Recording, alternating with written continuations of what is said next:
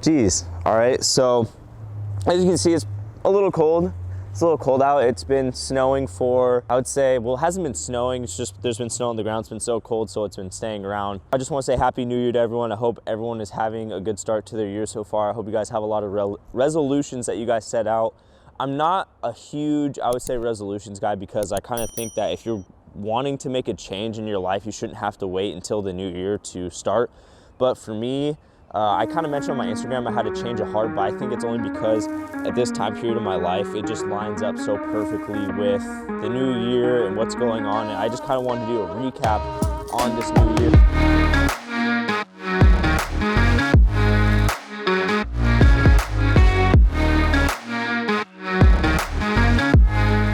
I typically don't do sitting videos or standstills, but I felt like it was kind of needed for this video just to get straight to the point, kind of give an overview, like I just mentioned, of the year. So we're gonna do that. And over the course of the past year, I would say it was really fun. There was a lot of fun times, but I would say for the most part, this year has probably been one of the most difficult years. It actually has been the most difficult year of my life. I'm not going to lie. I'm not gonna sugarcoat it. It sucks, you know. I've realized a lot about myself. I've learned a lot about myself. I've learned a lot about life too. I don't think I ever really had a good standpoint on what reality is in life. I like to think of it more as I kind of really don't know the words for it. I just kind of lived a life where I thought anything that I would try and anything that I do would work, and I never really faced any difficulty or adversity, any serious adversity that is, because I've broken my leg before. I've had some serious injuries in track. Like I wasn't able to go to college for track because I hurt my back. So I've had definitely some difficulties, which I guess has prepared me for this difficulty. So over the course of this year, as you guys saw, things definitely we're like prepared for a good start in the beginning. You know, I just got out of Grocery Outlet. We also went down to Houston. Everything was off to a good start. I met Mackenzie. Everything was amazing. Like, you know, I had the world at my hands, like I would like to say. And then I got COVID. That sucked, you know, got over it. And then after that time period, like I've mentioned in other videos, I don't know what happened. I really don't. It's okay for what happened. You know, things happen. It's not, you know, in my control, and that's something I'm trying to learn now. But, you know, I got COVID. After COVID, I just kind of went through the motions for a little while, trying to find out, you know, what I should do for social media, a lot of other things, and I was working my butt off.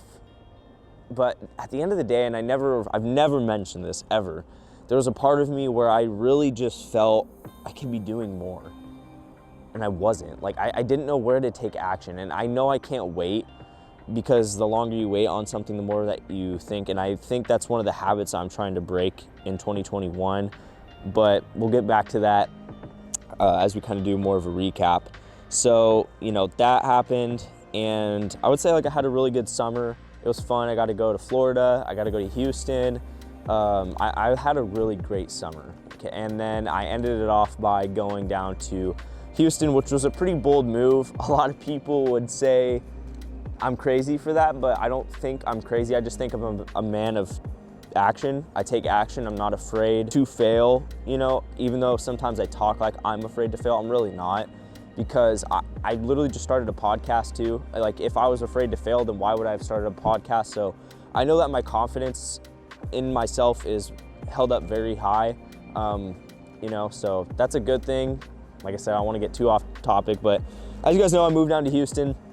Once we got into Houston, things were kind of off to a rocky start.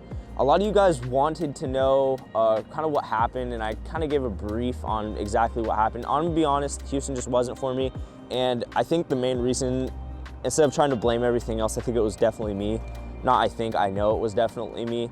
I just couldn't mentally get over whatever I was thinking. I think I was doing way too much comparing, just because not only did I see these people on social media, I saw them in person. And one of the big realizations that I had to have with, I would say, comparison is I'm only gonna be the best me that I can really be. I can't be this other person. I can't, you know, have what they have, you know, like good for them. I really can't do anything about that.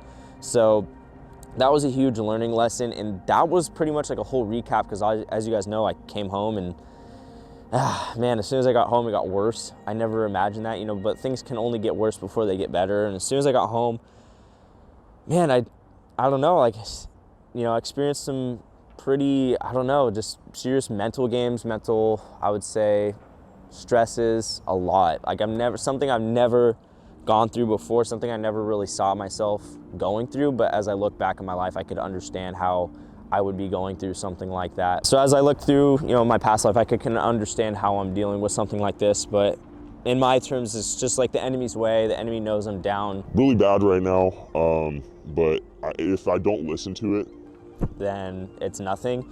It's just been, I guess, more so difficult to kind of figure things out. Like, the dream isn't dead. I've kind of established already what the dream was initially and why I started.